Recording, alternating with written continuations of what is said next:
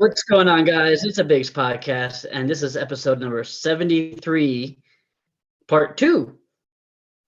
And tonight, we're talking about week 3 of the 2023 big season. With me tonight, as always, my co-host from New Jersey, Mike Haber. Mr. Haber, how you doing tonight? Doing great, Jason. Can't believe we're already done with 3 weeks of this. It moves quickly during baseball season, that's for sure. Absolutely. It's been crazy. It has. But this was another fun week, huh? Like complete opposite of week 2. yeah, and a complete overall of the standings. And we listened to Ben and Joe talk about it in part 1. But some wild things happened this week, and the entire standings flip-flopped from week 2 to week 3. So it was cool. Yeah, I mean, every matchup was a blowout except for one, and that's the one that we're actually going to start with. And I'm going to share the screen here. It's actually my matchup against Frank. Yeah, and Jason, like we said, I mean, you took down a close win here in a week of blowups, but you take down the 11-9 victory over Frank. And you know, this thing I felt like was close the entire week as I was following this, like it flip-flopped nonstop. Am I right on that? You are absolutely correct, and Yeah. towards the end of the week it was tough because I was out of town, so I was trying to do this, on a plane and at airports, and it was a little messy, but there were some. I'm sure you'll get into it, but there were some interesting benchings by Frank that I'm wondering if he would take back. So I feel like I definitely fell into some luck maybe here this week, but a win's a win and I'll take it. Yeah, no, absolutely. So like we said, you take down the 11-9 win over Frank. Close categories, Jason, you win by 1 walk, so that was close. The 5 strikeouts by a batter, and 2 wins, and everything else was pretty significant difference. Yeah. Frank wins by the 1 error. He wins by a save, 2 home runs by a pitcher given up by a pitcher, 2 walks given up by a pitcher, and 1 relief appearance. So a lot of close categories there, and you guys tied in triples with 0. Yeah. And I even texted him on, I think it was Saturday, and because at the time, or maybe it was even Sunday, that because batting average was really close, like it kept flip flopping back and forth, and I thought that this matchup was going to be determined by batting average, and then it turns out that walks ended up being like the key stat, and it was actually on Sunday, Eugenio Suarez walked, and I was going into Sunday night going, okay, Pete Alonso needs to take a walk. All I need is Pete Alonso to take a walk, and I didn't need it because Suarez took a walk instead, and that was all that I needed. So Yep. It was really a fascinating Sunday. Yeah, it really was, and both of you deserve credit for fighting as hard as you did till the end here. Absolutely. On your bench this week, Jason, you went 5 for 22, which is a 227 average. 1 run, 1 RBI, 1 steal, 1 walk, and 2 strikeouts. The only thing, if we're gonna nitpick, is that walk. Oh no, wait. No, you got it. You're good. Yeah, I won walks. So yeah, you won walks. So we're not nitpicking anything there. Yeah, that's really nitpicky. Yeah, that's really nitpicky if we nitpick nothing. So yeah, none of that plays at all. For your transactions this week, you picked up 4 starting pitchers: Brayan Bello, Kyle Gibson, Griffin Canning, and someone named Battenfield. Yes, someone named Battenfield. I keep giving Bayo a shot. I had him for 2 starts, and they were both terrible. And so now he's in AAA. So he can kiss my ass. all right. And this Battenfield kid, I picked him up for the start in Detroit, and he was good. He didn't get any support, but he was good.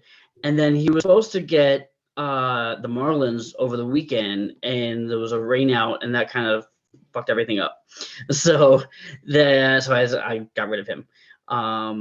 But the Gibson start was really helpful for me. The Gibson start, yeah, we're going to talk about that later. Yeah. You also, after And the bell. Oh, sorry, go ahead.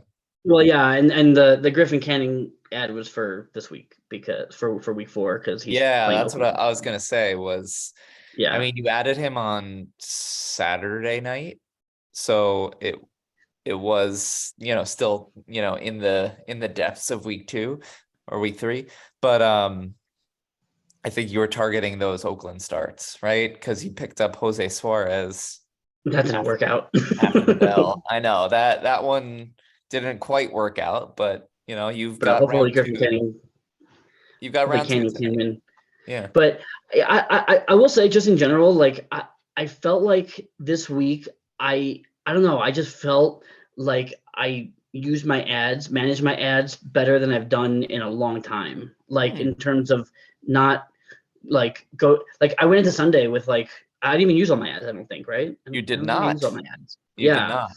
not. Which is unusual for me. And usually I'm going into Sunday with like one left and have to figure out, how do I want to use the last ad. I was really proud of myself for how I used my ads this week. And it's funny, and this is no offense to you, but I'm reading over my notes here, and I had to go back and check, like, did I miss any ads here? Because Jason usually uses all 12. Yeah. But the fact that you only used 10 and you had some to spare, and wouldn't it be cool if those could carry over, But Yeah. That would be awesome. that'd be fun. You can use them in a future week. Yeah. You also added 3 relief pitchers, Rogers, Mason Thompson, and Emilio Pagan. Pagan, I'm sure, is not something you feel good That did about. not work. That didn't work.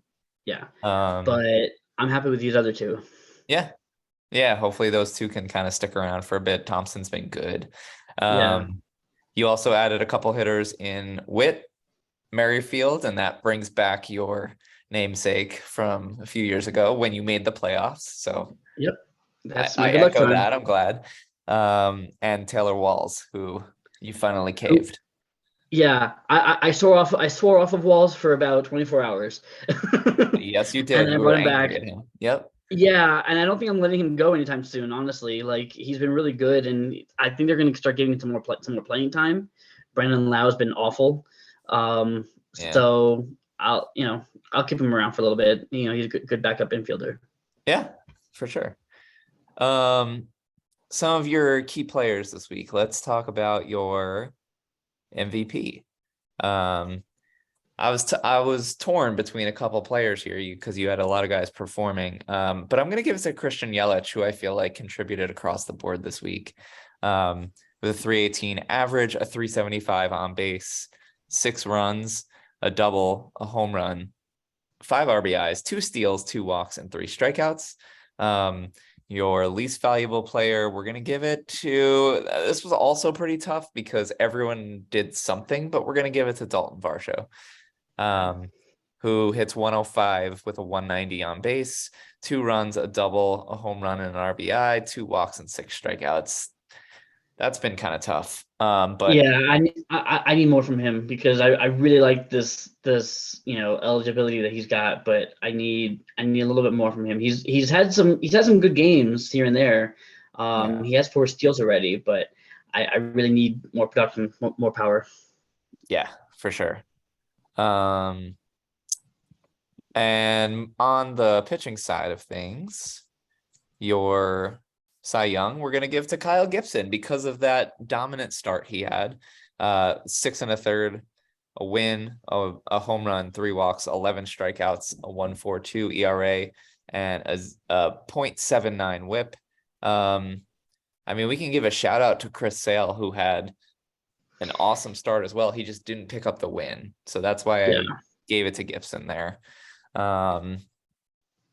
And your Cy Yuck, I guess we're gonna give it to Brian Bello, who got his butt kicked. Yeah, Like a shout out to Emilio Pagan, who also for the got 32.40 ERA. yeah, yeah. Yeah, and the thing is, like, I picked him up knowing that he hadn't pitched in a while, so like I knew that he was gonna come in because Yeah. Duran and Lopez had just like pitched like the last 2 or 3 days, so I knew he was gonna come in, and I was hoping for maybe a high leverage situation. And I think he came in like the third inning or something like that. Like he came in early in the game and just got walloped. I So mean, it kind of goes to show like how much faith they don't have in this guy that yeah. he barely pitches, and then when he does, he's coming in to a blowout in like the third inning or whatever. Yeah, or picking up from for an injured pitcher or something like Right, that. right, Like, picking up from an injured yeah, pitcher. like he's not a high leverage guy. Yeah, he's not. Um, all right, so why don't we hop over to Frank's team here? On the bench, Frank does not have the best bench week, but he goes 13 for 35, which is a 371 average. 5 runs, 2 doubles, 2 home runs, 7 RBIs, 2 walks, 11 strikeouts, and an error. The interesting thing is that none of it really plays because you beat him in some of those categories, and in the categories he beat you pretty soundly. Yeah, the walks is the only thing, but he would have to have gotten both of them in to win that category. Yeah, the walks would have had to have been perfect. Everything else was like, it is what it is. But the benching of the error was also pretty significant. I don't know if that was on purpose, but it was on that Tuesday that he benched an error. Let's take a look. It's hard to like, plan for these things, but we heard Matt Yeah, talk about it in his show. yeah, it was Henderson. It was gonna, And yeah. There's the dog. yeah, so it was that error from Henderson on Tuesday, and I don't know. There's probably no real way to get him in. I don't think. Yeah, I mean, you don't want to, but so it was it's a good benching. But I did notice that Henderson was pretty much on his bench a lot this week. Yeah, And it Henderson hasn't really found it yet, but I think that Frank feels a little stuck with the guy because he's this highly touted prospect who you picked high in the draft in the 6th round. 6th round. Yeah, Like you're committed. You got to you hold on. have to keep him. Yeah. Hope he finds it. Yeah, hope so. What's also interesting, I wanted to point out was Frank. In my research, I also accumulated some of the pitching stats he left on the bench, which we don't normally do. But he left 11 innings, a win, a home run, 5 walks, 13 strikeouts. None of that plays, but the only reason why I bring it up is because he, like you mentioned earlier, he did bench a couple of pitchers, which, Quantrill was one of them that was an excellent start. And if you do get those 11 innings, you're and the win, right? You're competing for two more categories on a Sunday. Yeah, and it probably changes my entire mentality. Yeah. Like my entire strategy going into the weekend. Yeah. And that Quantrill start was on the Wednesday, and it happens. He says he said he just kind of missed it. Like it was a mistake. Yeah, I mean, we've all done it. Yeah. We've all and done it. I feel bad for reaping the benefits, but also like I'll reap the benefits. I mean, it was a great start against Detroit. And that's why I was like, and I kept watching it as we got closer and closer to first pitch, and I was like, is he gonna fix it? Is he gonna fix it? And he never did. Never did. And you did reap the benefits, but again, like those 11 innings, the win, the I don't know, 13 strikeouts or whatever it is. Like you're making everything a little bit more just beatable or catchable. And Yeah. I do think it changes Sunday for both of you, like his ads, your ads. You know, we talk a little bit about the benchings. He benched James Outman, which is tough. That was on the Saturday. I, And that, I feel like all season he's had trouble like figuring out James Outman versus Cody Bellinger. yeah, Like I feel like because those are two guys. I mean, I think Outman just got left field eligibility, but for a while I think he was just center field. So and Bellinger is only center field, and then you also have Brian Reynolds and Kyle Schwarber. So you have this kind of like logjam a little bit of left yeah, and center fielders. yeah. All these guys are NA now. Did they all have babies? Is that what's going on? What did Bellinger do? Yeah, Bellinger's on paternity leave too. The entire Dodger roster is on paternity leave. Well, he's a Cub, but yeah.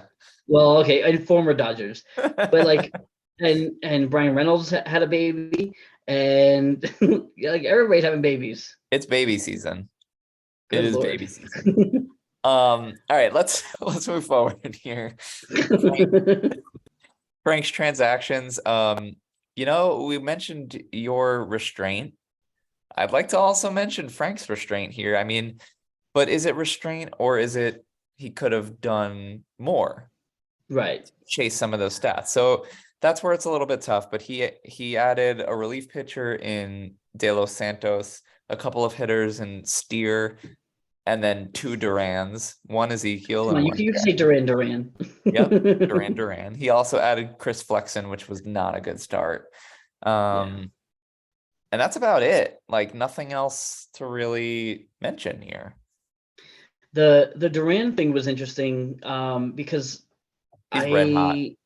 He's red hot, and he picked him up on what was this on the 23rd? That was it was on Sunday, and he had Brendan Donovan in second base, who had been out like with an injury, and then he was out just because he hasn't been hitting well. Yeah. And so I was watching this again on Sunday, going like, okay, is he going to pick up a second baseman, or is he just going to leave Donovan in there not playing? And he grabbed Duran at like the last minute. It's a really good pickup. This guy is eligible all over the infield, and he's red hot. Yeah, so. Yeah, he's the answer to Taylor Walls. Yeah, great pickup.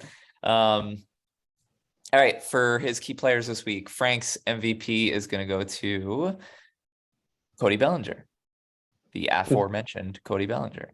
That's a good week. Did Frank find something here? Maybe. A 391 average, a 500 on base, 7 runs, 2 doubles, 2 homers, 4 RBIs, a steal, 3 walks, and 4 strikeouts. His least valuable player we will give to Kyle Schwarber. There were a lot of them, but I'm going to give it to Schwarber with a 167 average, a 286 on base, 3 runs, a homer, an RBI, 4 walks, and 8 strikeouts. Lindor can also be mentioned in that category. Goldschmidt can be mentioned in that category. He had a lot of stars kind of underperform this week. Brendan Donovan. Yeah, and I know he was hoping for a walk from Lindor that Sunday night also. It didn't come. He did not get that. So no, and Lindor struck out 10 times this week too. Yeah, he did. Yeah. From the pitching side, we're gonna give the Cy Young to Jose Alvarado, who single-handedly won him the save category. Against you. That was probably annoying, but that was 4 scoreless innings, 3 saves, 4 strikeouts, nothing earned, and a 2.5 whip with 4 relief appearances. I mean, I guess this guy's the closer now, or one of them. Yeah, and it was this save because like at first I was punching saves, and then we got to Friday, and I think I ended up like tying it, or I was down by 1 or something. I was close in saves, and I was like, okay, maybe this happens. Maybe I fall into a save here with with somebody, but then he got the save from Alvarado, and I was like, okay, that's it. Yeah. Yeah. I also want to shout out Spencer Strider, who had a great week. 6 innings, a win, 3 walks, 9 strikeouts, nothing earned. But I do feel like Alvarado contributed more to the categories that Frank won here. For sure. His Cy Yuck, there were a lot of pitchers who really struggled for him this week, which makes the Quantrill benching even worse, Yeah. But I'm gonna give it to Jordan Montgomery, who pitched 4 innings, took the loss, a home run, only 2 strikeouts, a 15.75 ERA, and a 2.50 WHIP. But shout out to some of those other guys, Pablo Lopez, who had a bad week, Jose Urquidy, Chris Flexen. It was kind of a tough week for some starters who have been pretty consistent for Frank. Pablo Lopez has been good, and then this was kind of his one blow up, and Montgomery has been good, and then this was his blow up. So Yep. And like, I mean, like Montgomery was good on Monday here in week 4. I mean, he got the loss, but he was great. yeah. So like, yeah, it was again, that's what I said. I fell into some luck. He had some very poor performances from guys who have been really good all year. Yeah. For sure. I he won by the one relief appearance, which really irked me because I sat there on Sunday going, okay, all he had left were these 2 idiots from Seattle, Trevor Gott and Gabe Spire, and I was like, neither one of them come in, then I at least tie, and I have Taylor Rogers going in the night game, so maybe he comes in and I win the category. And I don't remember if Rogers actually did he come in Sunday. He came in Sunday, but by then he already got one of the Seattle guys to come in on Sunday, and it didn't matter. But like, right. Like, who has these 2 guys rostered? Like, just Frank. In all of fantasy baseball, he's the only guy that had these 2 guys rostered. Yeah. He actually added those during my matchup with him, and neither of them got into a game. And then he hung on to them, I guess, because he was just frustrated, like, just play. So I mean, it does look like one of them was Trevor Gott has been pitching a good amount, right? And Gabe Spire was not. He went like 4 games in a row without pitching. Until Sunday. So of course he comes in on Sunday when it matters. Right.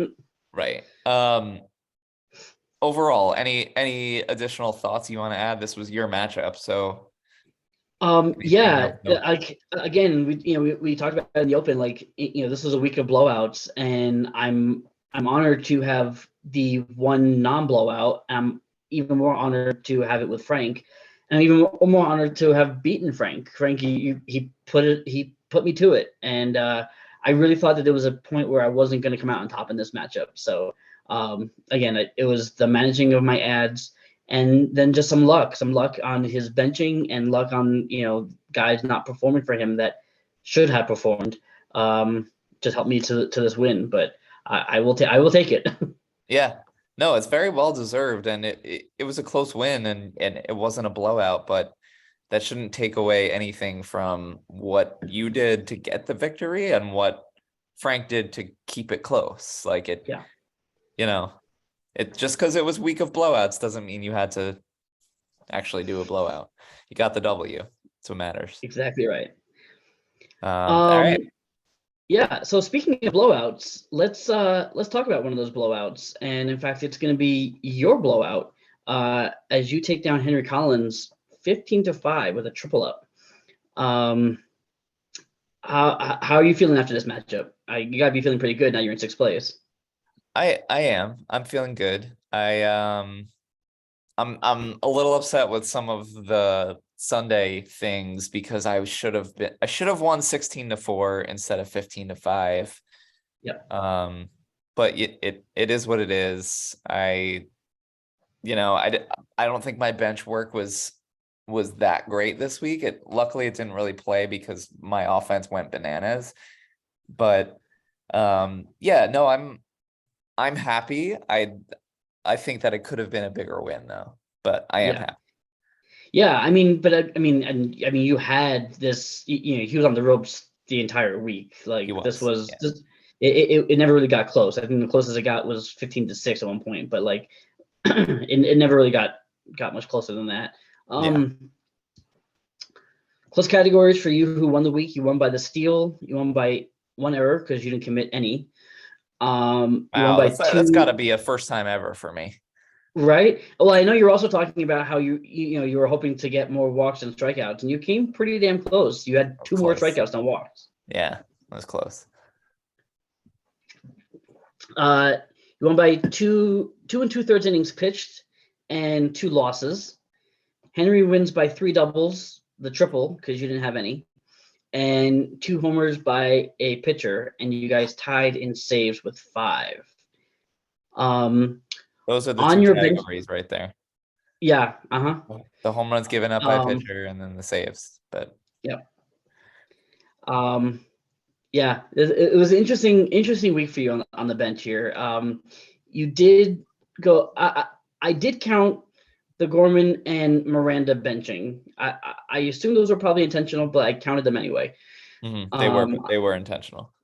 Yeah. Well, with that, you went 12 for 42, which is a 286 average, 3 runs, 2 homers, 10 RBIs, 3 walks, 12 strikeouts, and an error. None of it plays except for the error. So good job on benching that error. That came on Tuesday. Yeah. Because I would have tied the category. That would have been your error to tie the category. Yeah. And then the grand slam from Gorman was he didn't even start. He didn't start. Yeah, there was a few of those kinds of things this week where guys didn't start and then had a big game off the bench. And what can you do? There's nothing. Yeah, I mean, if we look, that was on Wednesday. The 6 RBIs from Gorman, but like, you're not putting him in there if he's not starting, and especially over Simeon or Miranda who is starting. Like, what are you doing with him? Yeah, no, I have trouble getting Miranda into the lineup anytime. So yeah, there was a few of those. Yeah. Even on Saturday, there was a good day from Miranda and Correa on the bench. Yeah, Correa had a big day. Yep. Yeah. For Henry, I did Henry's. Okay, we're gonna do your transactions. That's what we're gonna do. Let's do it. Yeah, let's talk about Kyle Freeland. Oh, let's not. Yeah. Yeah. Good idea trying to get him against the Pirates, but that didn't quite work out. 2 2/3, a loss, a homer, a walk, a strikeout, 23.63 ERA, and a 3.38 WHIP. That was, and like the Rockies they were awful that week.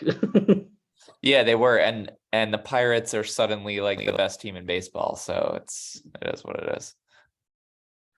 Yeah, like what is that about? Yeah. Yeah. I don't know.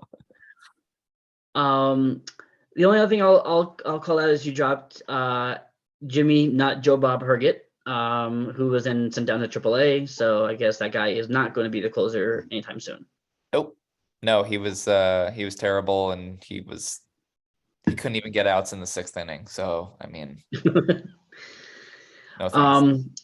You only use 5 ads. Do you feel like you could have used more, should have used more? Or are you happy with the 5 you did? No, I don't think I think it would have just been overkill. Like I didn't really need to necessarily do much.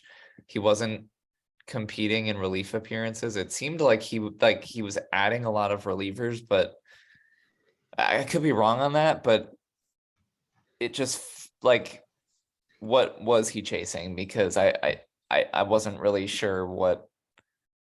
I mean, the innings pitch was close, but if he should have forced me to start Flaherty, like I had the option to bench Flaherty because he had nothing else after 4 o'clock on a Sunday.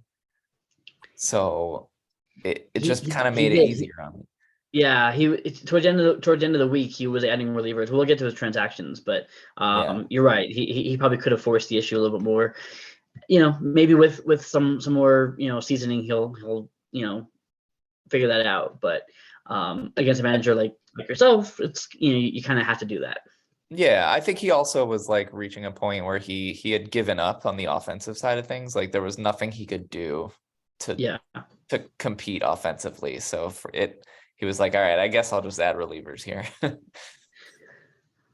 Um, we're gonna talk about your key players. For your MVP, I am giving it to Marcus Semien, who batted .450 with a .593 on base, 9 runs, 2 homers, 8 RBIs, 2 steals, 7 walks, and 3 strikeouts. With a shout out to his teammate Jonah Heim, who hit .375, .524. The 8 RBIs was nice, but the 7 walks from Semien, and obviously the 2 steals. Since you only won by 1, the 2 steals was huge. Yes, absolutely. Your least valuable hitter of Anthony Rendon. This guy, what a disappointment he's been so far, huh? 111 average, 190 on base, a run, 2 RBIs, 2 walks, 4 strikeouts, and he's been in and out of the lineup with more injuries. This guy just cannot stay healthy. No, but I'm just gonna be patient with him. I mean, third base is just it's just so thin that like, and he's seemingly healthy and he's hitting in the middle of that lineup. Like something should happen eventually. He'll hit his first home run at some point this year. Yeah. Hopefully before like September. Yeah, I hope so. But you're right. I mean, you're kind of committed to him, and I'm kind of feeling okay that I didn't you grabbed him in front of me, so I'm okay with that. Oh, good. Congrats. I'm so glad you feel good about it. On your pitching side, I'm giving the Cy Young to my former friend AJ Puck. 3 innings, 3 saves, 3 relief appearances, 3 strikeouts, and a walk. Nothing earned, a whip. And he, I mean, you tied in saves. The 3 saves from him were huge. So you're welcome. Yeah, no, he was definitely the MVP for me of the week. But he's been great, and because Floro has been awesome. He's been lights out. So I know that like just if the Marlins are winning a close game, like I'm in good shape. Yeah, so, with those 2 guys, they're right now they're as best as they come. Yeah.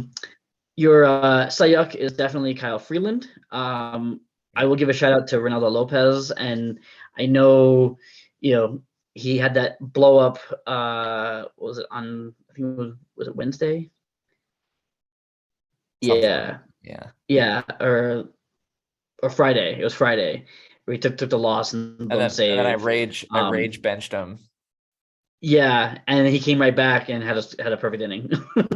At least it wasn't a save. Like if that was a save, I would have been really pissed at myself. But yes, yeah.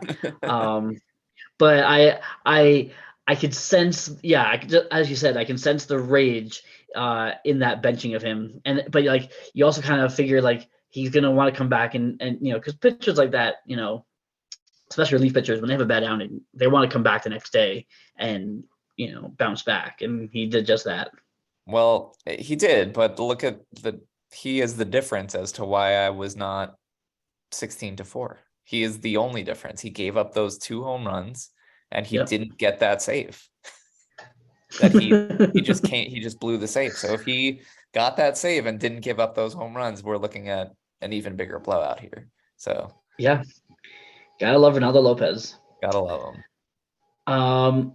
Moving on to Henry's team, on his bench, he actually had a good benching week, at least from the average standpoint. He went 9 for 57, which is a 158, but 6 runs, 3 doubles, which would have tied the category, 2 homers, 7 RBIs, the steal, 5 walks, and 14 strikeouts. The steal came on Sunday, and that would have tied the category. And I'm not sure. I'd love to know what went through his mind, because he benched some guys and not everybody. And and it was who was it? Luis Robert. I was That on the a little confused about that. Yeah. Yeah. So it was Luis Robert here on the bench with a steal. Went 1 for 4.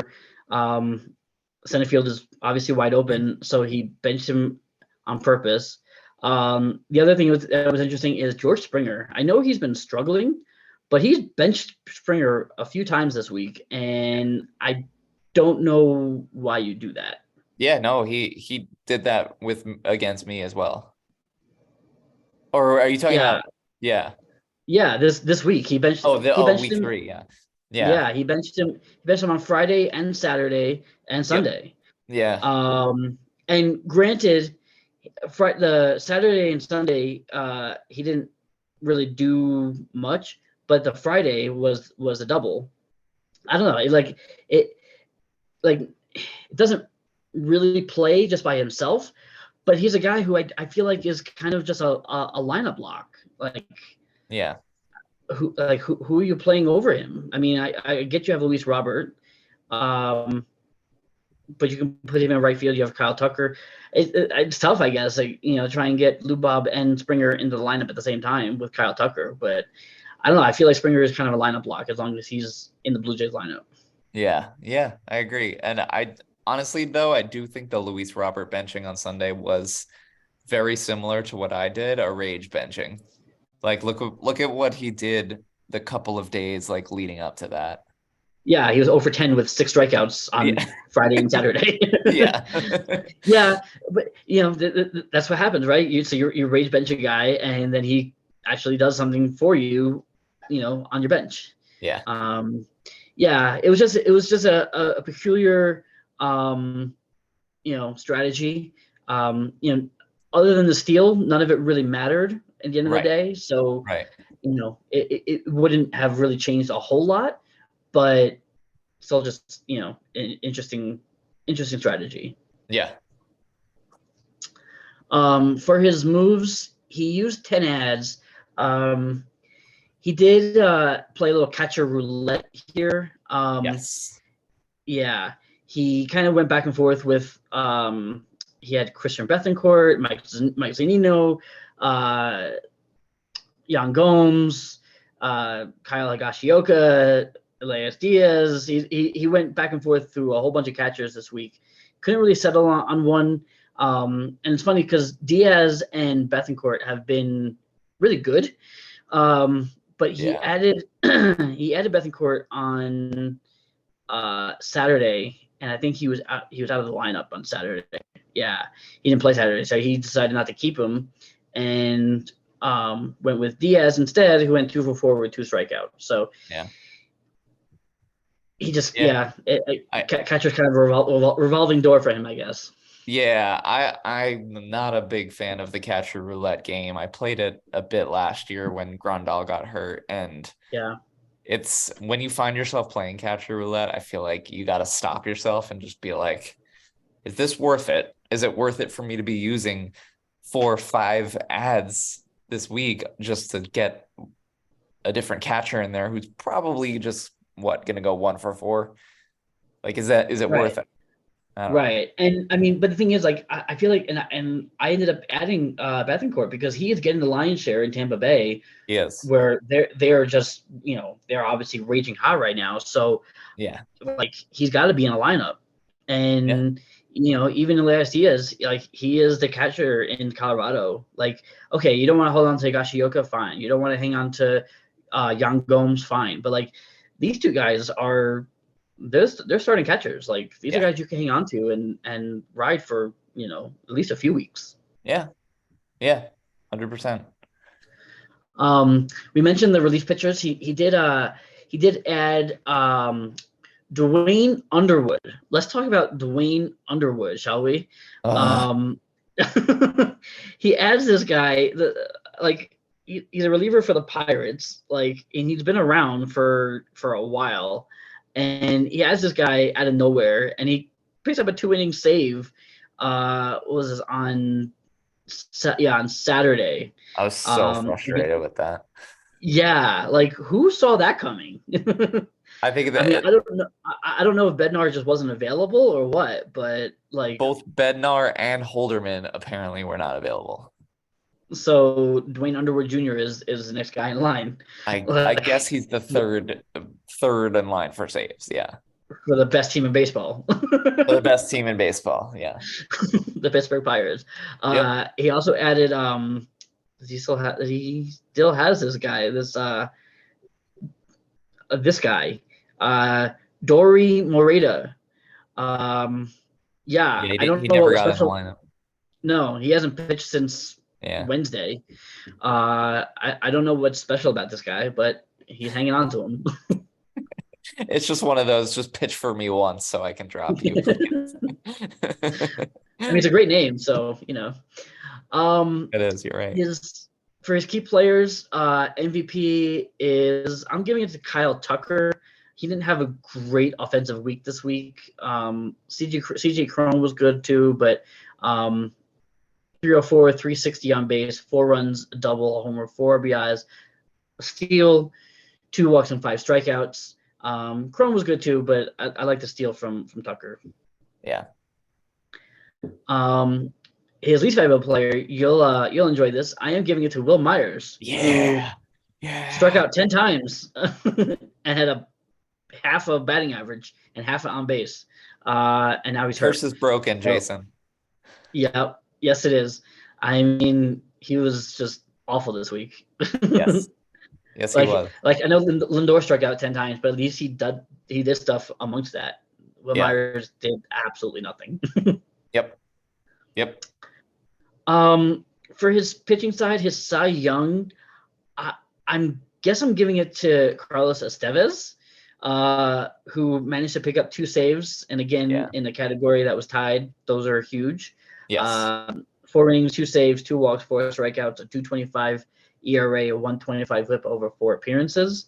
I don't know if he's becoming the guy in the Angels bullpen, but he was this week anyway. Yeah, he's definitely one of the guys for sure. Yeah. And for his Cy Young, I am going to give it to Brad Keller. Jacob Junis and Luzardo were really bad, but this 5 walks, a 2 strikeout ratio, he took a loss over 4 innings, a 6.75 ERA and a 2 WHIP. That just stood out to me as and he did it again yesterday. He walked 6 and struck out 2 over 4 innings. So maybe this is who he is. He just pitches 4 innings and strikes out 2 guys and walks a whole bunch of them. That is one identity to have, sure. Yeah. All right. Any closing remarks on your matchup with Henry? I think we pretty much covered it. All I want to say is that, Joe and Ben mentioned on their show that like we all need to get that one big blowout under our belt and kind of move on from there. And I think the timing was great for this because I said it to Joe going into this week because I'm playing against him that my confidence had been a bit on the low side, but taking a loss in week 1, taking a close win in week 2, I really needed this. So I feel good. And I feel like that's the case for a lot of the managers who won big this week. There was a lot of get right wins this week. Joe had to get right. You had to get right. Josh had to get right. Like Christian had to get right. Like Ben. There were a lot of get right wins, big wins this week. So it was a very interesting theme for week 3. It really was. It really was. And some of the new guys or the sophomores getting kind of pummeled here. Yeah. Which is another theme. Speaking of your brother and his get right win, let's and the new guys. And the new guys. Let's dive into Josh taking also a triple up, 15-5 win over Adam Lowenstein. Again, this was I know Josh had been frustrated with his, the first 2 weeks, but this big win has been 7th place, so he's right there. Yeah, he's right in the thick of things, and hopefully he can ride this momentum and get a few wins under his belt. Yeah, this is a nice triple up here. Am I doing this matchup or are you doing this matchup? This is me. This So, is you. Dive yeah. in. So Josh wins this one by a double. He wins by 1 loss, 2 saves, 4 walks by pitcher, and 2 relief appearances. Adam wins by the error and 1 win, and they tied in triples with none. Which is interesting because on Josh's bench this week, he goes 7 for 20, which is a 350 average, 3 runs, 2 doubles, the triple, 3 RBIs, a walk, 3 RBIs, 4 strikeouts. He also left and this must have been tough for him. There was a win from Luis Garcia on Wednesday. He was facing the Blue Jays, and Luis Garcia has been terrible. So of course you're going to bench him against the Blue Jays. And what does he do? He throws 7 shutout innings with 9 strikeouts and a win. Damn. Yeah. Yeah, there's no way I would have started him either. So right, I probably wouldn't have either. yeah. The triple comes from another Pirate. Comes from Connor Joe. Who he had added on Monday and then benched him on Tuesday, and there he is with the triple. Where did you come from? Where did you go? Where'd you come from, Connor Joe? Where are you putting him? I mean, maybe you're benching Garrett Mitchell, who was healthy at the time, and went 0 for 4, but like I could see not starting Connor Joe over Garrett Mitchell. Yeah, me too. The only excuse you make there is that he's playing in Coors. So you do want to get that bat in the lineup, but either way, it's one half six and one half dozen of the other. Especially since he's familiar with Coors, being a former Rocky. So yes. He could have put him in there, but again, like it's I feel like that's nitpicky. He had I guess he had a really good week in Colorado, but again, it's just one of those things, But he'll take the 15-5 win. So all day, yeah. He used all 12 of his ads. We mentioned Connor Joe. He picked up a good start from Kyle Bradish off the IL against Washington, 6 shutout innings. Picked up Jock Peterson off the IL, and then he picked up Brian Anderson on waivers. Nothing else. Matt Mervis is an interesting grab because I think he's already got somebody in his NA spot. He has Brandon Pfaadt in his NA spot. So he's just kind of hanging on to Matt Mervis, who's first base, and he has Anthony Rizzo. So I don't know what maybe did he already get rid of Matt Mervis? But I don't think my brother's a very big fan of Anthony Rizzo. Okay. Knowing him and knowing how he feels about any Yankee. But I don't know. I think that was just like an insurance piece in case he gets called up. It's interesting because I almost gave Rizzo the MVP this week, but instead I gave it to Nick Castellanos, who may be finally waking up. He hit 370 this week, a 393 on base, 6 runs, a double, 2 homers, 4 RBIs, a walk, and 3 strikeouts. His least valuable hitter I'm giving to Austin Riley, which this was tough because he still produced, but Josh has had a really, really good offensive week. He hit 262 with a 337 on base, so he had a really good offensive week. Yeah. I mean, like even Jordan Alvarez only hit 174, but he at least drove in 7 runs. Right. Riley hit 130 with 200 on base, 2 runs, a double, a homer, 3 RBIs, 2 walks, 8 strikeouts, and an error. And that error is, unties the category. So yeah.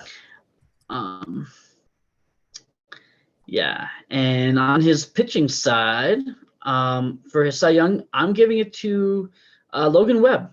A little high ERA, but 3.95 ERA, 102 WHIP over 13 2/3 innings, a win, a loss, 2 homers, a walk, 14 strikeouts, and it was really the start against the Mets on Saturday that really righted the ship, because he had a really bad start against the Marlins earlier in the week, but he righted it with a really good win against the Mets on Saturday. Yeah. His Cy Young, he's got all these Dodgers relievers, but Alex Vesia was not good. 3 appearances, but only an inning and 2/3, a loss, 3 walks, and 4 strikeouts with a 16.20 ERA and a 4.80 WHIP. I don't think this guy's going to see many save chances anytime soon. Unless everyone else has a baby, which is possible. Yeah, which, I mean, they are. Yeah. Like I said, the whole roster's having babies. But Evan Phillips is back. Gratterall now is having his baby. There's just babies flying everywhere. Yeah, Max Muncy's having a baby too. Yeah, he is. Dodgers are a baby-making machine, apparently. They are. For Adam this week on the bench, he goes 10 for 31, which is a 323 on base, or a 323 average, not ideal. 4 runs, 2 doubles, which would have flipped the category, 3 RBIs, a steal, 3 walks, and 8 strikeouts. The doubles, again, one of them was Mark Canha, who didn't start the game. Same thought, like, what are you gonna do? And the other one, I don't even know, it was on Tuesday. Didn't even really matter until Sunday. And it really wouldn't have mattered. For his ads this week, he picked up JD Davis on Tuesday, and then benched him, and all he did was go 3 for 4 with a double. So I don't know. Yeah, I don't know what that was about. Okay. To add JD Davis, he did drop Whit Merrifield, which you reaped the benefits of that one. Yeah, that was his 11th round pick. So I'm not quite sure, if he regrets giving up on him so soon. But he has a 10-game history coming into tonight's game, so like, he hasn't been bad. He doesn't play every day, but I've come to terms with that. Okay. He did drop Chris Bubik, who had Tommy John surgery, and we will see you in a year or so. Yeah. That's really it. He picked up Domingo Germán, Colin Holderman on Sunday. I don't even know if they pitched. I don't. No, Germán pitches on Wednesday this week, so that was a next week play. He only used 5 ads. Yeah, he only used 5 ads, so like, he probably could have found something more. He's hanging on. He picked up Jack Sawinski. He's hanging on to this kid. But again, I don't know. I guess what are you chasing? I mean, I guess innings pitch was really close. So you could have gone in that direction, chasing the strikeouts, the relief appearance. Yeah, you're right. There's a lot here he probably could have chased. Yeah. Well, and he also benched on Friday. He benched the start from Kikuchi against the Yankees, which again I probably would have done the same thing. Yeah. But he was great, and he picked up the win. And so, but again, that you can't really blame him for that. No. But yeah, I mean, but still, you could chase relief appearances if you're this close. You can chase innings if you're losing that bad, and home runs given up, the ERA, WHIP. Like, you might as well get innings, right? Right. He picked up Holderman. He did come on Sunday, so like, that was good. That was a good ad. Don't stop there. Keep going. Yeah, there had to have been starters available on Sunday, right? There had to have been. There usually are, but yeah. I don't know. Let's talk about his key players. For his MVP, I'm giving it to Thairo Estrada. Here he is: 7 runs, a homer, an RBI, 3 steals, a walk, 4 strikeouts. Just a 259 average and a 330 on base, but it's the 3 steals that that really matter here. I mean, he won the category by 4, but that really kind of, I think, shaped the week a little bit. Yeah. His least valuable player, it's a tie. It's a dead tie, I'm sorry, between Matt Olson and Manny Machado, because they were both awful. Yep.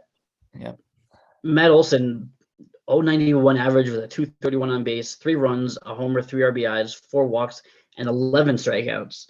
Whereas Machado, buck 25 average on base, a run, 4 strikeouts, and yeah, he really didn't do much this week.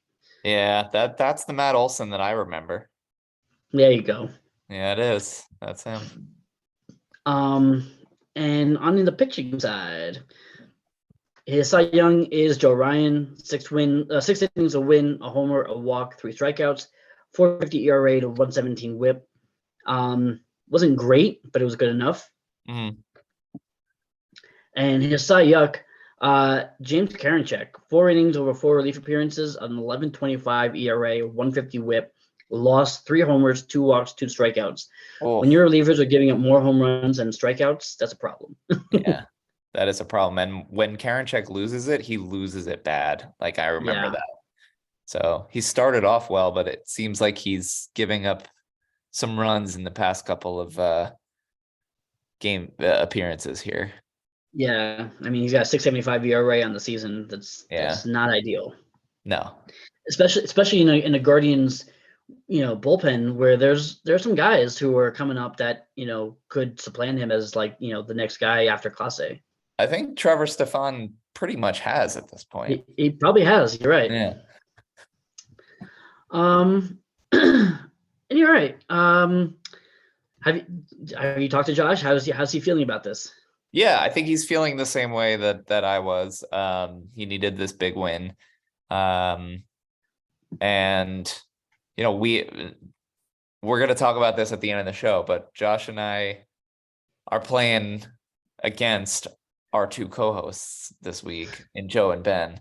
So it's we both needed to get right. We both needed to feel confident and good going into week 4. And I think he feels confident with his team. I think he feels like he has a winning team here, but there are pieces that are frustrating to him. He's frustrated about all the strikeouts that his hitters are putting up there, the high strikeout numbers. I think that he doesn't necessarily love the starting rotation, but because I know he's not like a big fan of Logan Webb, and everyone else is just sort of like we're waiting on them to step up and be that number 2. Like, yeah, like his best pitcher is Elder right now, and Graham Asshat. So like I understand why he's feeling frustrated about the starters, but I think Garcia and May will come around, and Logan Webb is as solid as they come, and it's solid enough to get him through into the middle of the season, and then he can assess where he's at. Maybe he doesn't I get the strategy of having all these Dodgers relievers. Maybe he doesn't need Caleb Ferguson or Yency Almonte or Alex Vestia. Maybe he can find somebody that that fits better. Yeah, it's possible. I mean, it's crazy though. He did get what, like 7, 9, 10 relief appearances from the Dodgers. Yeah. So I don't know. Whatever it is, I think it's working at this point. He also, I do know 2 of them just had babies, so it was like I think he needed that extra Dodger padding in there. But gotta have a Dodger bullpen. Yep. All right. Shall we shift to our managers of the weeks? I think we have one matchup. Oh no, we do have one more. Yeah, we do have one more matchup, don't we? Let's talk about Christian and Mike Sherman, shall we? Yep, let's do it. Yeah. This was another blowout we saw here. Christian takes down the 15-4 victory over Mike Sherman. And this one was not close for most of the week. This was pretty much a blowout from the beginning. But what's crazy is that Sherman, he didn't have like necessarily a terrible week offensively, and his week was comparable to Christian's, but the score was always so lopsided. But like they were very close in a lot of statistics here. Close categories here. There's a lot. Christian wins by 2 doubles, a triple, 2 home runs by a batter, 1 win, 1 save, 2 home runs given up by a pitcher. Sherman, close categories, wins by 2 walks given up by a pitcher, 0.08 whip, and 4 relief appearances. And they tied in strikeouts by a batter and strikeouts by a pitcher. Interesting. Yeah. That's fun. Yeah, right? On his bench, Christian, who won the week, we'll talk about him first. He goes 6 for 24, which is a nice and easy 250 average. 3 runs, a double, 2 RBIs, 2 walks, and 8 strikeouts. Absolutely none of that plays. Great benching.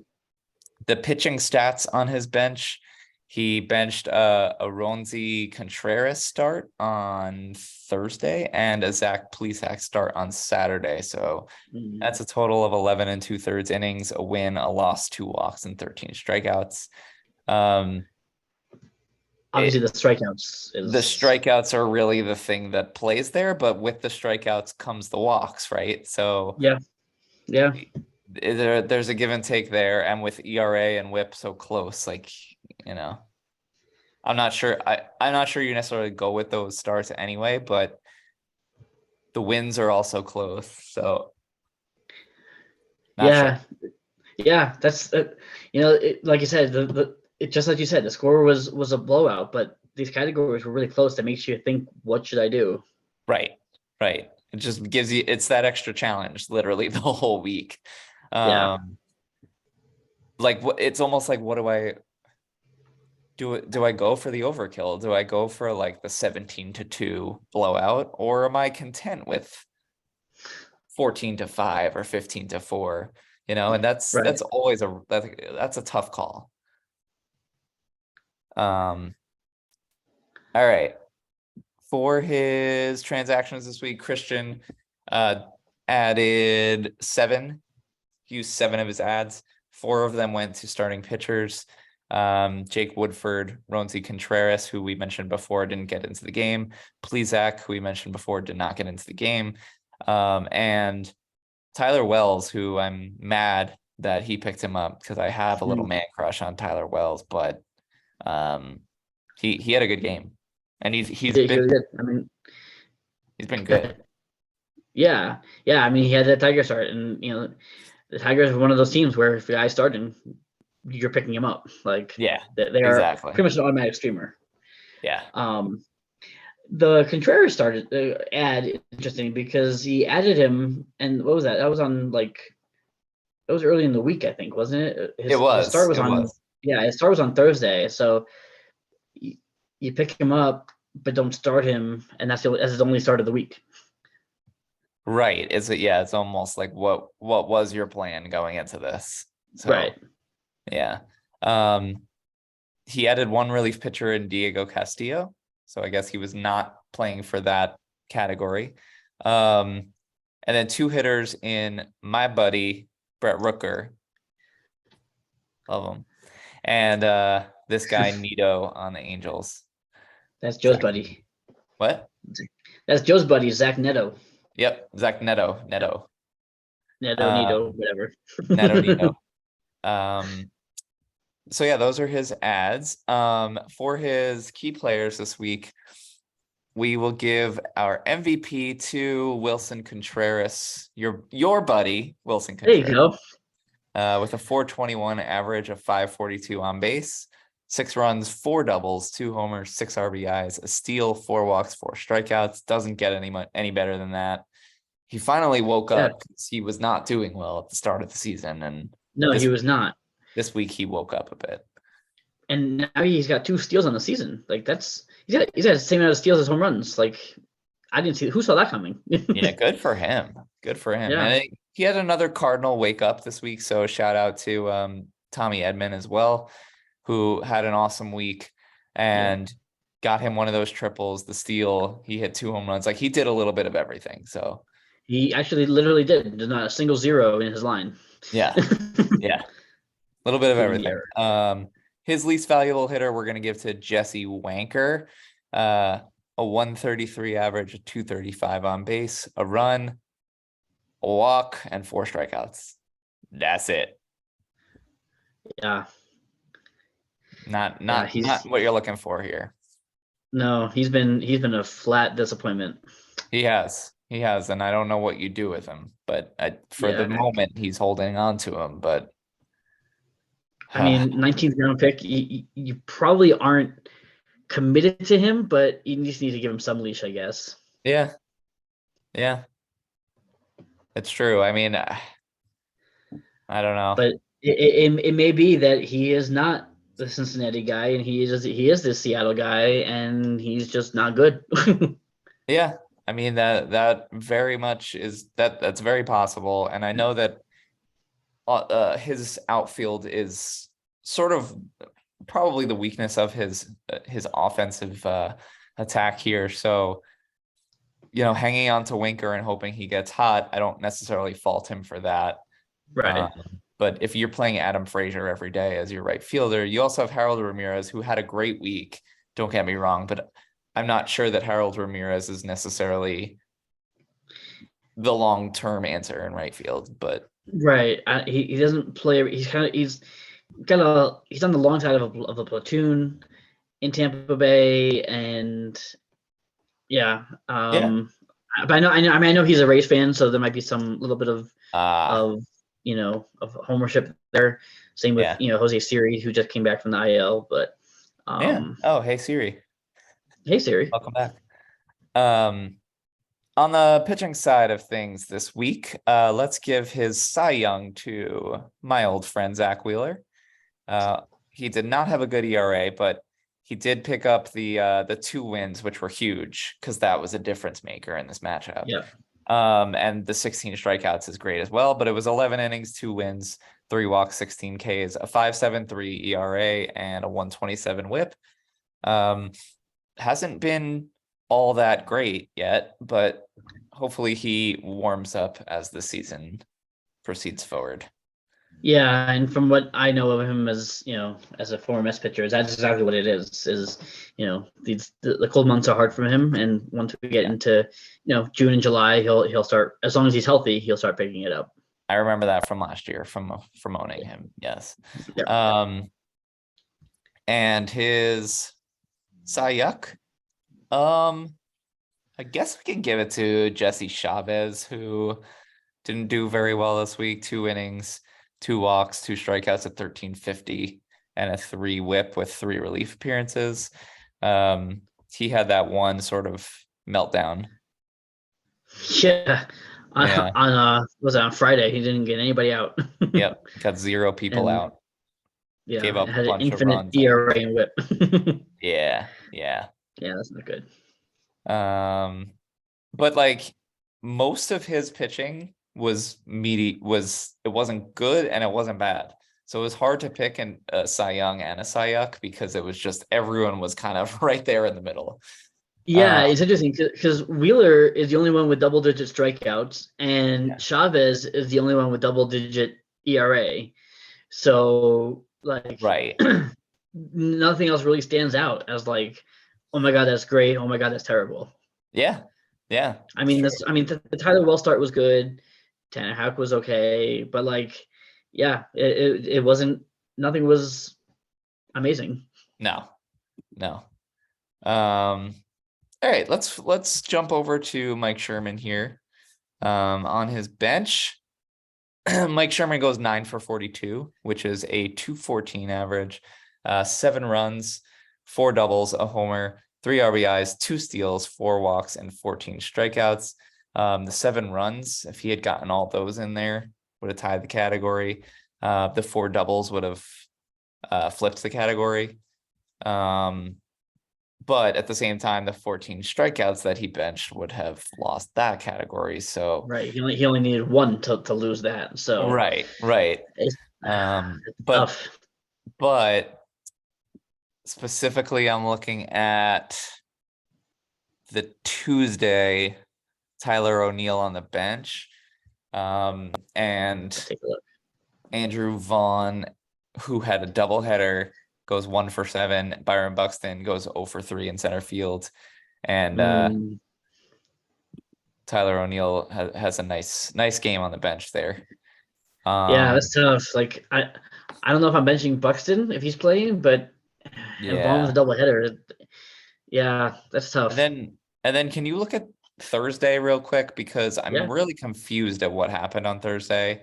He had a lot of missing pieces in his lineup, which I don't know if Mm, that was like because he had plenty of options on the bench and just didn't play them. And luckily it worked out for him. Like he went 0 for 7 on the bench, but I'm just not sure if that yeah, was looks like it purposeful was or Tovar and Cabrera. yeah, Because Thursday's a light day, so everybody's off. So you definitely, obviously you could get these guys in anywhere. Like you said, it worked out for him, but it very well could not have worked out. right.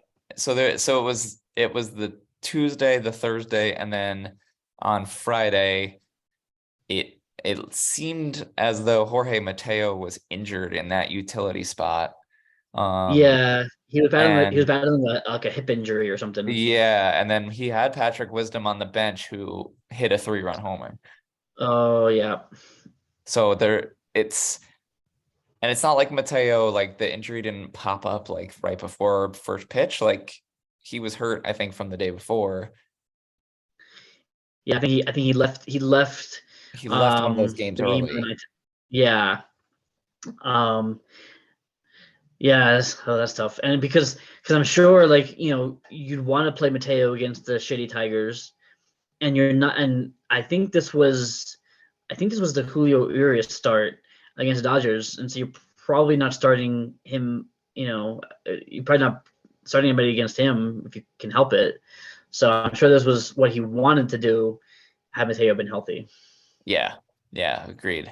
Um, and then finally he benched Kodai Senga on Thursday, who goes 5 innings, gets the win, and gets 4 strikeouts. And the win and the strikeouts would have tied and won those respective categories in the matchup. Mm, yeah, I don't know. So I don't this know about is that. He's been a little weird this year. He had two great starts to begin the year against the Marlins, but then he's been kind of rocky these last two outings. yeah, Um, I don't know. I mean, I don't know what the score was on Thursday, but yeah, probably start him and just see what happens. right. Yeah, it was just I wanted to highlight some of those benchings just because I feel like this was a blowout, but there's probably something that he could have done to mitigate um and fight back and chip away at some of these categories. Yeah, Um for his transactions, he only added 3 players. He added 2 relievers, someone named Bauman, I believe, on the Orioles, Zach Jackson on Oakland, and one starting pitcher in Joey Lucchesi, who had an awesome start. yeah. That might be like, without knowing what everybody else did, that could be like the pickup of the week, like, Yeah, or at least a stream of the week, because who saw this coming? This is his first appearance in the major league since 2021, coming back from Tommy John surgery, and he just dominated the Giants.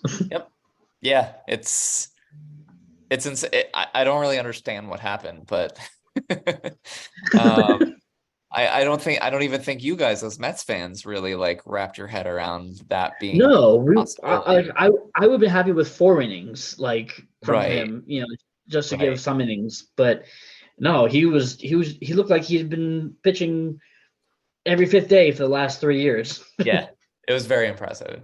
Yeah. Um, for his key players this week, Mike Sherman, we're gonna highlight our MVP, Ronald Acuna, who went He didn't do much as far as like production, but everything else was awesome. He hit 375, 444 on base, 4 runs, 4 doubles, 5 steals, which is the difference, 3 walks, 4 strikeouts, and an error. 5 steals. That's crazy. 5 steals. 5 steals. The least valuable player was difficult because a lot of his players contributed in some way. Mateo was hurt. It's hard to really give it to him. So I'm gonna call out Jeremy Pena here, who I guess contributed the least, even though the 2 steals were irrelevant. So in my opinion, the 5 steals from Acuna are the difference maker. The 2 steals, you didn't need it from Pena. So the 182 average, 217 on base, 4 runs, a homer, 3 RBIs, 2 steals, and 6 strikeouts. He also didn't walk. So I don't know. Yeah. It was tough because he had a lot of contributing pieces on this team. Yeah, he kind of had. It seems like he had a kind of uneven week, I guess you can call it. Yeah. On the pitching side, he had some great starts, and we mentioned Lucchesi. Yeah. And I also want to shout out Christian Javier, but I have to give it to Shohei Ohtani here. He left one of his starts early, but then his second start. That was the Monday start. I was watching that game because that was Brian Bayo's start. Yes. Yeah, and I watched that game, and I knew that there was going to be a rain delay and just throw everything off, but not for Shohei. Yep. But then he comes back and just completely like baffles the Royals with 7 innings, a win, 2 walks, and 11 strikeouts. And I mean, if you look at it, it's a complete, it's a complete game, right? 14 strikeout, complete game. Exactly. Start essentially. Yeah, exactly. And Javier was great, but he did give up those 2 home runs. So I feel like the difference there is the lack of the home runs given up by Ohtani. Sure. His Cy Yuck, we're gonna give it to Nick Lodolo. 4 2/3, a loss, 3 home runs. Is that 3 home runs? 3 home runs. That's 3 home runs. A walk, 4 strikeouts, a 15.43 ERA, and a 2.79 WHIP. And unfortunately, I also want to shout out Trevor May, who, poor guy, goes on the IL for anxiety. Feel for him, I really do, and what's really bizarre, I'm sorry I'm going on this tangent, but I feel like we saw it with Daniel Bard, we're seeing it with Trevor May. I may be missing someone. I think there's someone else who may have gone on the IL for anxiety, but there is. I'm blanking on who it was. Yeah. But I'm wondering if the pitch clock is a contributing factor here to that anxiety, or if it's just completely unrelated. I mean, who are we to speculate on these guys, their mental health issues? But at the same time, like, I don't know if it's a coincidence that we have 2 or 3 anxiety cases popping up. And maybe it's not even just a pitch clock, but just all the new rules, like the disengagement rules and the bases and the shift and pitch comm, and there's a lot going on the mound, a lot more than there was even 10 years ago. Yeah. So I would definitely wanted to shout that out. Get well soon, Trevor. Get well soon for sure. And I'm really happy to see Daniel Bard back as well. Yes. To conquer and overcome that, it's amazing. For the second time. For the second time. Yeah. You could just tell this, like, Daniel Bard he just wants to play. So I'm happy for him. Anything else you want to cover on this matchup here? No, again, it's another good get right victory for Christian, who had, he had I think it was last week, right? He had a rough week. So good to see him get right here. And Mike, he's a seasoned veteran, so he'll figure this out. Yeah. Oh, he'll come back from this. I have no doubt. All right. You ready?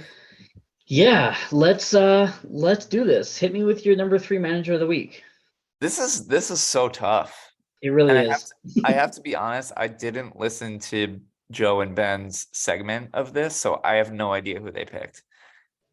Um, damn. I'm gonna have to go.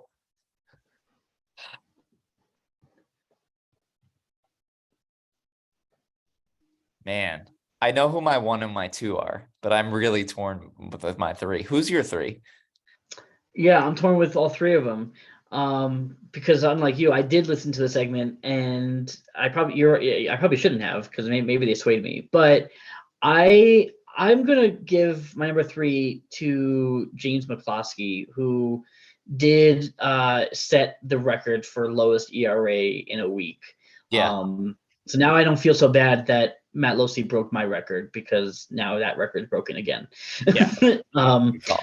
but he took a 13-5 win over Brian Lebo. He's in fourth place. Like I said, has the lowest ERA ever. So hats off to you, James McCloskey. Yeah, definitely. Um, no, it's tough. Like some of these guys had awesome weeks, but you look at the other manager, right? And you look at what did they do to compete? And we heard it in Joe and Ben's show, and we talked about it in our show that some of these other managers, they either like forgot to play players or they missed some obvious benchings, stuff like that. So like I do want to tip my hat to like Christian Wood and to Joe, like who Yeah. won big, but we mentioned some of the blunders of their opposing managers. So um I will give number three to Bobby Russo here, who does nothing but lock down that number one seed for a week. So I am Yeah. happy for him to have claimed it. And he's playing his ass off and he's making moves, and he was going up against a manager who was making moves and playing his ass off. So I got to give it to Bobby there. Yeah. Um, I think I agree with you. My number two, I'm gonna give it to our commissioner. I'm gonna give it to Ben.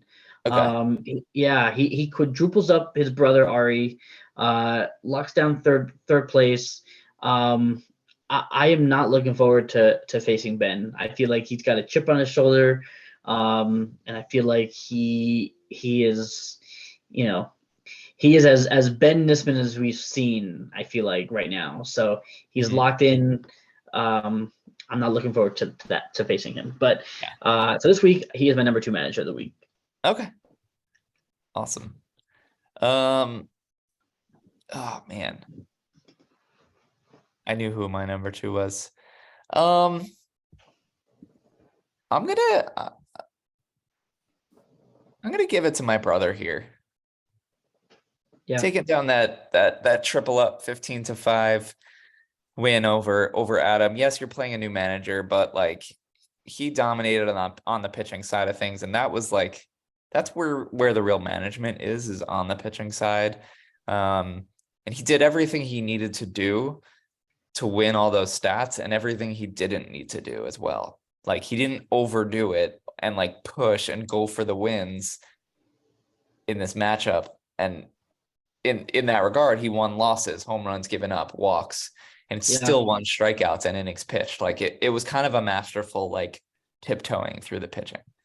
And to your point, like his opponent really didn't have much, he didn't really have a blunder benching, No, or a questionable benching. Like he so was he, playing hard. yeah, I mean maybe he could have used more ads and done a little more with it, with his roster, but I mean with what he was playing with, he Adam managed it well enough. Josh was just that much better. Yeah, yeah, agreed. All right, who's your number All one? right. I am going to give it to Bobby Russo for all the reasons you mentioned. I mean, this guy, Mm, the Bob spot is long in the rearview mirror. He puts a stomping on Costas, um, and he's sitting in first place. I have to give my hats off to Bobby. I didn't follow the matchup, so I don't know, where Costas was or what ads he made, but I look at where he is in the standings, and I got to give him credit. yeah, absolutely, absolutely. It's very well deserved. Um, my number one, for me as a no doubter, I have to give it to Ben. Because, and I texted this to him, but I thought his management this week was almost on another level. Like almost in a different league. His ability to get to the 42 and a third, the balls that it took for him to push it to the limit on Sunday night and risk not making it to win whip by 0.00001, whatever it was. Yeah. He didn't have a loss the whole week. He only gave up 2 home runs. He only walked 11 batters. Like, he masterfully tiptoed his way to the minimum. And I also want to point out about Ben and this week is that I don't think this is a typical Ben team. I think this is actually a much different team than we've seen from him. This is a Ben Nisman team with a stellar offense. And we haven't seen that the past couple of years. So this is something that is, like you mentioned earlier, this is something that could be scary. Yeah. Because looking at after the draft, we looked at his team and we were like, I'm not sure Ben has the pitching to compete this year. And then you look at what he freaking did this week, where he just inches his way to that minimum, somehow wins all those categories. He knows he's not going to take innings. He knows he's not going to take strikeouts, but he doesn't care. Right. He does not care. And he's winning all these offensive categories on top of it with a 311 average and a 386 on base. Like, with guys, like Carlos Santana and Charlie Blackmon and John Birdie and and no catcher to speak of, really. yeah. But he's doing it. I mean, fucking Jeff McNeil hit 545 this week with a 643 on base. That's just disgusting. And his teammate Brandon Nimmo, 452, 438. Like, Josh Bell. That's what you're gonna get on top of like Arenado and Soto, who we didn't even mention. Like, that's scary with his management skills. So definitely hats off to you, Ben. I think this is for me, this was a shoe-in for manager of the week. All right then. So before we wrap, let's give a quick preview for of week 4. What matchup are you looking forward to most heading into week 4? Oh my God, all of them, Jason. Right? There's a lot of good ones this week. Yeah. Oh man, I mean the Josh and Ben goes really far back. Like, that friendship, that rivalry goes far back. I think Frank and Bobby is gonna be fun. Like that. I was just thinking that, like, you have first versus last, and like, if anybody needs to get right this week, it's Frank. Like, he has to take down Bobby. Yes. Pretty big. Yes. And so the pressure's on him, and it's hard to say that like in week 4, but you're right, he does need a win here. So yeah, that I would say the Ben and Josh and the Frank and Bobby are the 2 that I'm really looking forward to. What about you?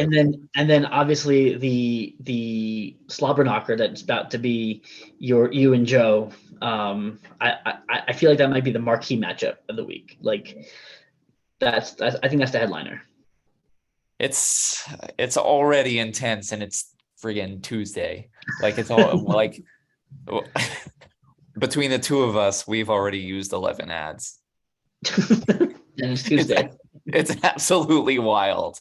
But like, this is what a matchup is like when it's me and him against each other. We both go bananas over it. We both go out, and like, regardless of the outcome, I think both Joe and I know, like, it's not a testament to like who's a better manager. It's like it's what happened this week, and like, we're gonna fight like hell every time we face each other. It's whose guys happen to perform better than the other guy. Because like you said, you guys are both excellent managers, and you will shift your way to each of you will shift your way to wins as best as you can. So it's really going to come down to whose guys just happen to be hot. Yeah. And right now it's chess. It is Yeah. absolutely chess. Yeah. Neither of us want to reveal our strategy, but every ad gives you a little hint, but then you don't want to go in that direction. It's so fun. It's so Yeah. fun. Yep. I can't wait to watch that one. Yeah. All right. Mike, thanks for hopping on with me and diving into week 3. Yeah. Yeah, this was awesome. A week of blowouts. Who knows what's gonna come of week 4, but we got some exciting matchups. How are you feeling about your team going into week 4? You know what? I'm feeling okay. I'm feeling okay. I like the way I look at my roster is I look, are there guys that I don't want on my team that I feel comfortable in dropping, or guys that I am okay with? And right now, there's not a lot of guys on my team that I'm comfortable dropping. So I think that makes me feel confident with this team. Okay. Good. So is it going to blow anybody out of the water? Probably not, but I think it's at least safe for right now. Okay. Nice. And you're playing, a newer manager this week, so maybe this is a chance for you to get that big blowout win, That's the goal. I'm certainly Yeah. going to try. Yeah. All right. Well, good luck to you. This was a lot of fun. Thanks for having me. Yeah, absolutely. And guys, it's been real. And it's been fun. And it is always real fun in the bigs. We'll see you next time, guys.